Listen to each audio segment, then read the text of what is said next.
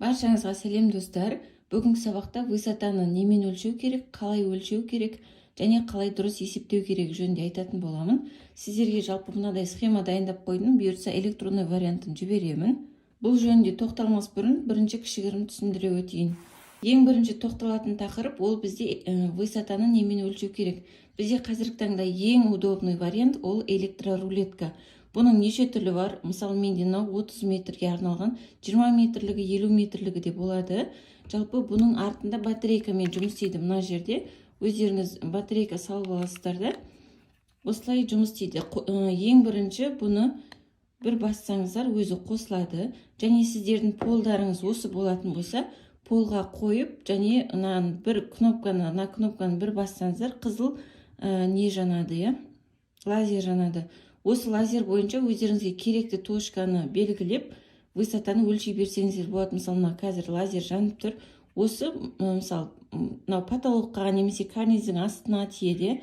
Осы бойынша өлшейтін боламыз. Ровно миллиметріне дейін шығарып береді. Осы тұрсында, например, былай жоғары қарай бассаңыздар, вот 2,04 столдың үстінен жоғары қарай 2,04 екен. Сол сияқты сіздер де өздеріңіз өлшей бересіздер. Мысалы, потолоктан полға дейін қанша екенін анықтау керек болса, осылай бір басасыздар да өлшейсіздер. Бұл өте тиімді.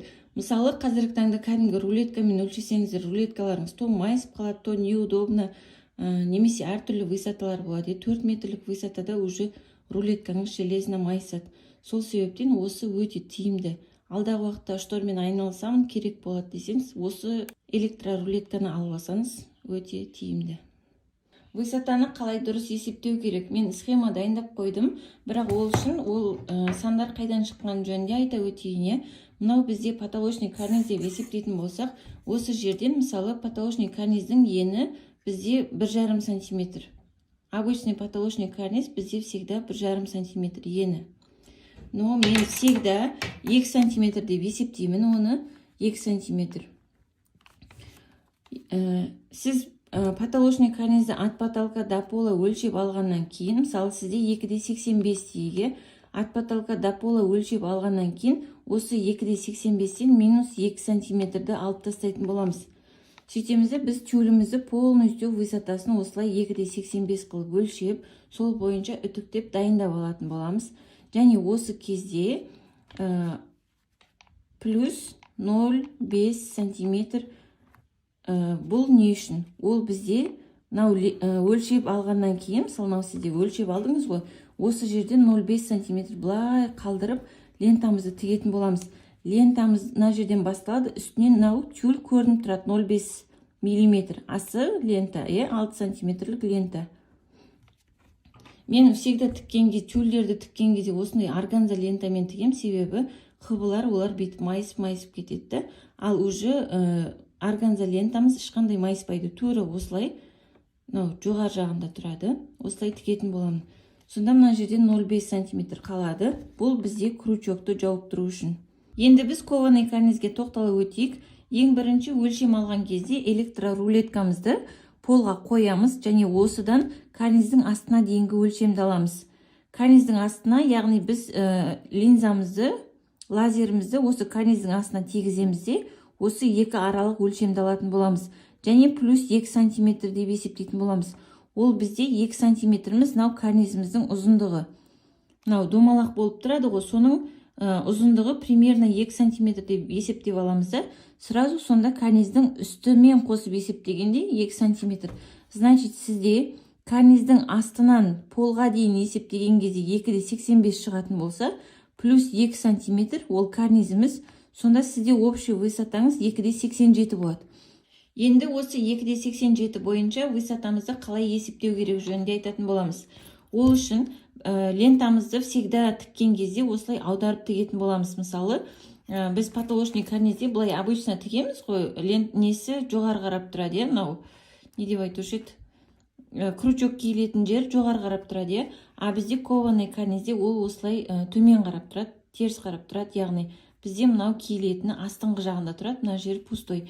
Неге десеңіздер, бұл былайнан карнизге киілген кезде үстінде гребешок тұрады, и мына жерден темір карнизіміз көрінбей тұратын болады. Яғни бізде 2,87, міне сіздерге көрініп тұр ма? 85, 86, 87. Осы 87 сантиметр біздің 2,87 высотамыз. Осы жерге мысалы мынаны қойып аламыз. Міне, мынау неміздің үсті, мына жерге 2,87-ге карнизге келіп тұрады. Және осы жерден алып тастаймыз матаның созылмалдылығын. Мысалы 1 сантиметр алайық, матовый барқытты алатын болайық. Мысалы осы жерден 1 сантиметр төмен түсіреміз.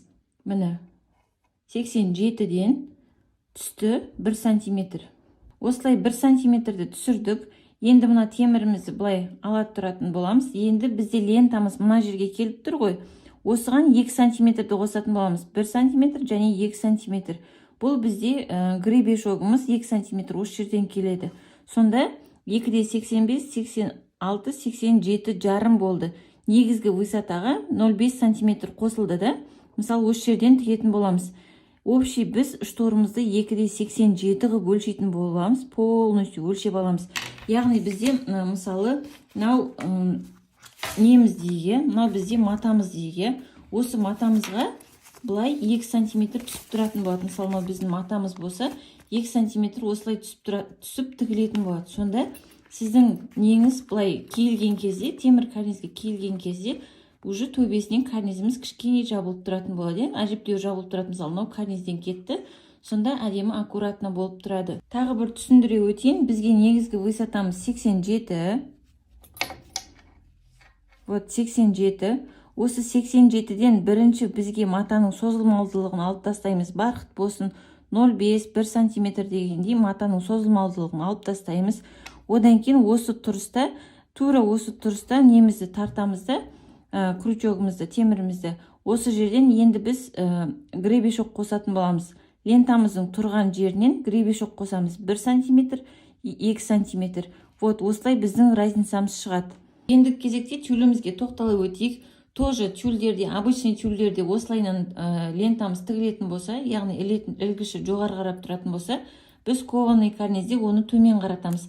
Яғни мынау бос жері жоғары қарап тұрады, мынау ілгіші төмен қарап тұрады. Мына жақ төмен қарап тұрады. Осы бойынша мысалы бұлайнан тігілу керек. Енді тоже бізге керегі 2,87, мына көрініп тұр ғой, 85, 86, 87. Осы 87-ге қоямыз. Тоже бірінші тюльдің созылмалдылығын алып тастаймыз. Например, грек сетка деп алайық. Грек сетка әжептеуір созылады. Яғни сразу 1,5 сантиметр аламыз. Міне 1,5 сантиметр осы жерден тұр. Вот 1,5 сантиметрді алып тастаймыз. Және сразу немізді тартамызды, темірімізді осы тұрған бойында қосамыз. 2 сантиметр, 1 сантиметр, 2 сантиметр. Көрдіңіздер ма? Сонда 2 сантиметрді бұл бізде уже гребешок. Міне тюліміздің тұратын жері және 1 сантиметр, 2 сантиметр қосамыз. Сонда 2,85 жарым күйінде біз тюлімізді өлшейтін боламыз.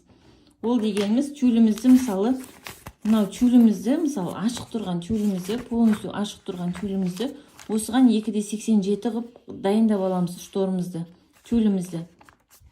Және осыған тоже былай 2 сантиметр қылып лентамызды тігетін боламыз. Осы жерде мысалы ілінген кезде вот ілінген кезде осылай болып тұрады. Чуть-чуть ғана болар-болмас карнизіміз көрініп тұратын болады. Мысалы міне 2 сантиметр былайнан тігеміз. Вот осылайнан болып тұратын болады. Төбесін кішкене ашық қалады. Тюліміз осылай тігіледі. Мынау тюліміз қайырлады, лентамыз и осылай киілетін болады. Тюліміз жөнінде тағы бір түсіндіре өтейін. Бізде 2,87-ден 1,5 сантиметр матамыздың созылмалдылығын алып тастаймыз. Және осы тұрысты темірімізді тартамызда лентамыздың тұрған жеріне плюс гребешокты қосамыз. Міне. Вот, мына жерде мысалы қазір 83,5-ға түсіп қалды ғой мына жерде. Плюс 1 сантиметр, 2 сантиметр гребешокты қосқан кезде 2,85 болып тұр. Мысалы, мына таблицаны көрсете өтейін. Мына жерде мына грек сетка без рисунок минус 1,5 сантиметр, 2 сантиметр гребешок деп. Тура солай келіп тұр. Мысалы, высотамызды 2,85 ғып өлшейміз тюлімізді. Лентамыз мына жерден тігіледі. Сонда біз тюлімізді өлшеген кезде, яғни 2-де 85 жарымға бөлшейтін боламыз. Кезекте мынау бойынша тоқтала өтейік.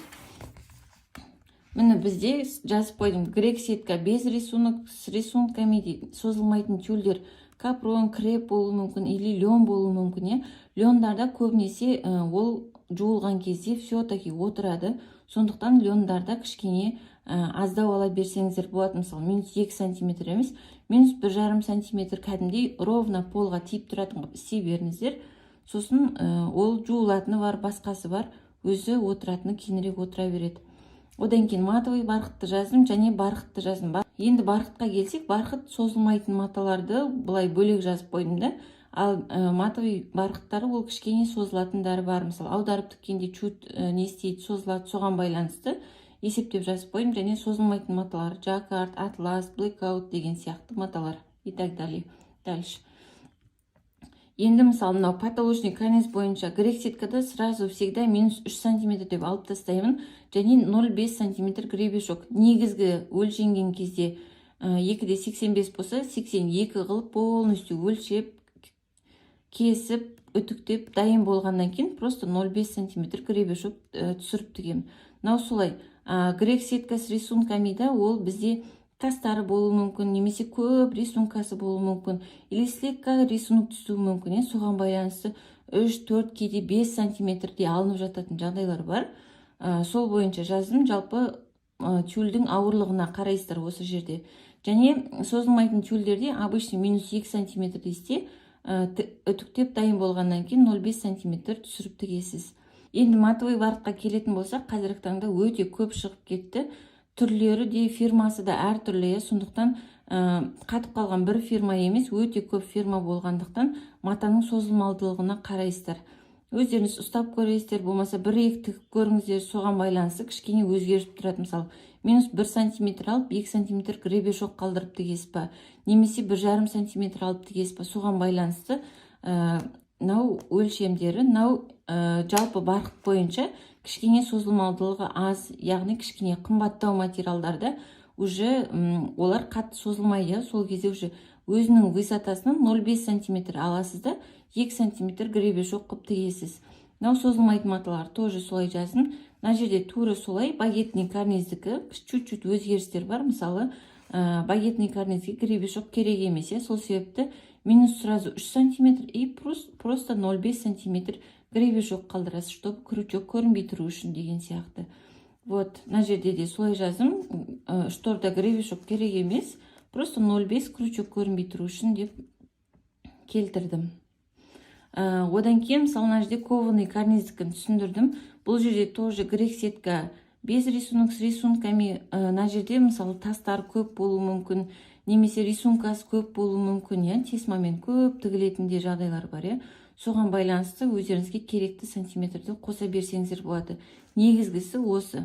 Мынау бізде созылмайтын маталар капрон, креп деген сияқты тюльдерде осылай есептей берсеңіздер болады. Кованый карнизде всегда үстінен 2 сантиметр қалады тюльде де, шторда да. Себебі бізде темірді кованый карнизді барынша жабу керек. Сол мақсатта 2 сантиметр всегда қосылып отырады, және лентамыз төмен қарап отырады.